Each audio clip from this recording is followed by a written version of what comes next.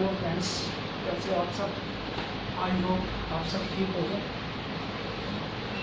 हमने अपने नया चैनल स्टार्ट किया है और उम्मीद है कि अच्छे से हम आपको समझा पाएंगे और अच्छे से पढ़ा पाएंगे। तो आप स्टार्ट करते हैं, पढ़ते हैं आज भारत के संविधान के विषय में। भारत का संविधान क्या है? भारत का संविधान एक ऐसा संविधान है जिसे 26 नवंबर 1949 को पारित किया गया था तथा 26 नवंबर 1950 को ये लागू हुआ था, यानी प्रभावी हुआ था। और इस दिन भारत को ये संविधान के दिवस के रूप में भी मनाया जाता है इसे, जबकि 26 जनवरी का दिन भारत के गणतंत्र दिवस के रूप में मनाया जाता है। और भारत का संविधान का प्रधान निर्माता डॉक्टर भीमराव अम्बेडकर को कहा जाता है, क्योंकि इन्हें सर्वोच्च माना गया। भारत के संविधान के मूल आधार भारत सरकार द्वारा एक अधिनियम लाया गया जो कि 1935 में लाया गया। और भारत का संविधान विश्व के किसी भी गणतांत्रिक देश से सबसे बड़ा संविधान लिखित में माना जाता है। दोस्तों, आगे बात करते हैं भारत के संविधान सभा की। भारत की संविधान सभा जुलाई 1946 में निर्वाचन हुए थे। संविधान सभा की पहली बैठक दिसंबर 1946 को हुई थी और इसके तत्काल बाद दो देशों का बंटवारा हुआ था, जैसे कि भारत और पाकिस्तान। संविधान सभा के दो हिस्से हुए। भारत का संविधान अलग बना और जबकि पाकिस्तान का संविधान अलग बना। तो फिर हम बात करते हैं भारत के संविधान की। भारत के संविधान में 299 सदस्य थे और जिसका मेन अध्यक्ष डॉक्टर राजेंद्र प्रसाद जी को बनाया गया। भारत का संविधान 1949 में पूरी तरीके से लागू हुआ और 26 जनवरी 1950 को यह संविधान लागू हुआ। इसी दिन की याद में हर वर्ष हम 26 जनवरी को इसीलिए गणतंत्र दिवस के रूप में मनाते हैं। ठीक है, आगे चलते हैं। भारत के संविधान को पूर्ण रूप में तैयार जो किया गया वो 2 वर्ष 11 महीने 18 दिन का समय लगा था इसे पूरी तरह से तैयार करने में। आइए इसके कुछ परिचय पता कर लेते हैं। भारत के संविधान में वर्तमान समय में केवल 395 अनुच्छेद और 12 जनजातियाँ अनुसूचित जाति और 25 भागों में ये विभाजित किया गया था। परंतु इसके निर्णय के समय मूल अधिकार में सिर्फ 395 अनुच्छेद जो 22 भागों में विभाजित किए गए थे। इसमें केवल 8 अनुसूचियाँ थी और संविधान में सरकार के संसदीय स्वरूप की व्याख्या की गई और इसकी संरचना की भी व्याख्या की गई जो अतिरिक्त संघीय है। केंद्रीय कार्यपालिका का संविधान का प्रमुख राष्ट्रपति जी को बनाया गया। भारत के संविधान की धारा 79 के अनुसार केंद्रीय संसद की परिषद में राष्ट्रपति तथा 2 सदन हैं जिन्हें राज्यों की परिषद राज्यसभा तथा लोगों का सदन लोकसभा के नाम से भी जाना जाता है। संविधान की धारा 74(1) में यह व्यवस्था की गई कि राष्ट्रपति की सहायता करने और उन्हें सलाह या परामर्श देने के लिए एक रूप होगा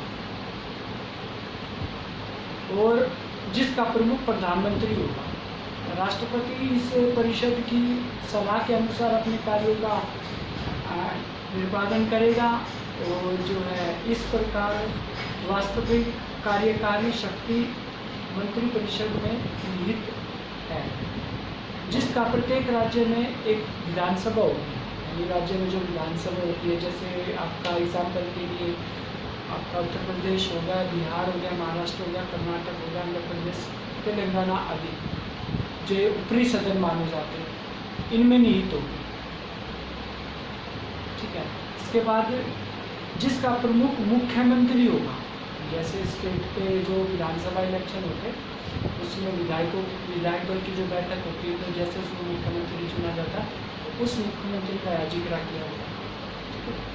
राज्यपाल को उसके कार्यकारी के रूप में सलाह के लिए लिया जाएगा, यानी राज्यपाल होगा वो मुख्यमंत्री के ऊपर होगा।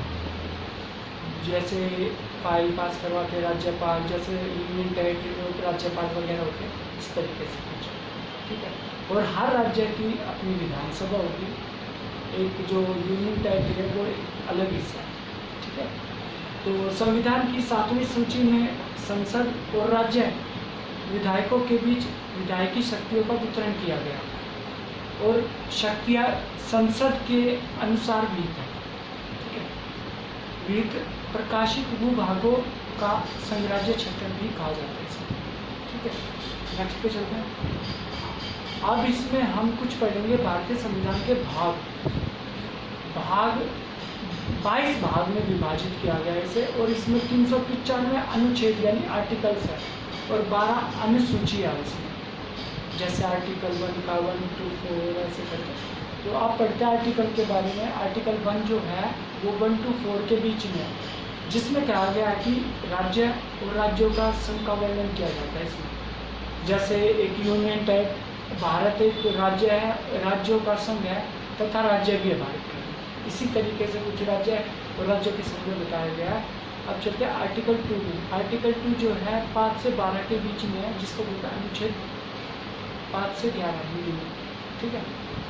इसमें नए राज्यों के प्रवेश और स्थापना के बारे में बताया गया, जिसकी शक्ति एक तरीके से संसद के पास है, ठीक है। पहली शक्ति जो है उसमें राज्यों को भारत के संघ के रूप में मिली हुई है, जो कि मौजूदा राज्यों के लिए है। दूसरी शक्ति नए राज्य बनाने की स्थापना के लिए है। यह शक्ति पहले राज्य के पास नहीं थी और ये उनके लिए ही है, पर नहीं है उनके पास ये शक्ति राज्य बनाने की। ये शक्ति हमारे संसद के पास है, अनुच्छेद 2 में यानी आर्टिकल 2 में बताया गया है कि संशोधन भी किया गया था इसमें अनुच्छेद 368 के अंतर्गत, कि यह नहीं माना जाएगा कि मतलब संसद के सामान्य बहुमत से राज्य के प्रवेश या स्थापना हो सके। अनुच्छेद 368 की तरह विशेष बहुमत की आवश्यकता भी नहीं है इसमें।